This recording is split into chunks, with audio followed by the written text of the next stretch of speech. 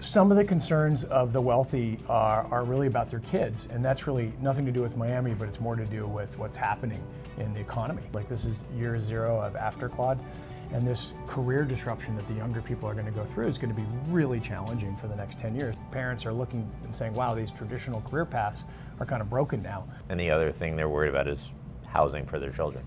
I think, for most of us, we were able to buy a house if you had a good job.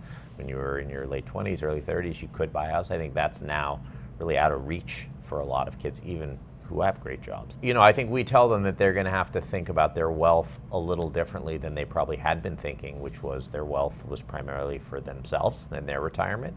And now, to the extent that more and more of these children are going to actually have to go from working at a company to now maybe being entrepreneurs, to really using tech as an asset instead of being replaced by it, they may have to use their balance sheet to help their kids get off the ground. And similarly with buying a house, they may need to be a secondary source of financing because the down payment and a mortgage may not be enough. And so, this is an additional source of utility for the wealth that they've created. Yeah, so like if you think about families who've been very privileged, they put their kids on a path to do what privileged people do. They want to go into tech, they want to go into finance and these businesses. And what's happening is these career paths are narrowing. There's less, they're going to need less people in these industries, right, to do these jobs, and they're probably going to get paid less, right, as basically Claude does more of the work.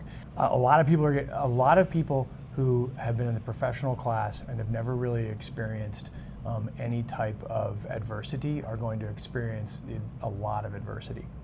You just have to reframe. You want your children to probably get into some of these new lanes, maybe you're not in, maybe don't be a lawyer, maybe be in legal tech, because legal tech is going to be law, right? That's what is law going to be? It's going to be that.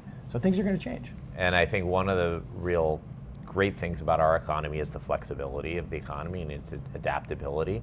And I think one of the great things about technology is the amount of people and capital it's going to take to start new businesses has never been lower. So that's the good side of all of this, is that if people have something they want to create, they're going to be able to do it, and there's going to be some incredible successes that come out of that. So I think what we're trying to help our clients think about is that their views of risk may need to be modified. The idea that getting an advanced degree and working in a big company is safe and starting your own business is risky, maybe those are more equal now. And so it's really helping them understand that and get behind it. How can they support their children? I would say the perfect segue is Greg, your career was like the perfect career that everyone wanted their kid to do. Yeah. You went to Harvard, you went to Penn, you were a consultant, you were a hedge fund manager and partner at Wellington Asset Management. That career path is way harder to get on today than it was 10 years ago. It's much harder to do.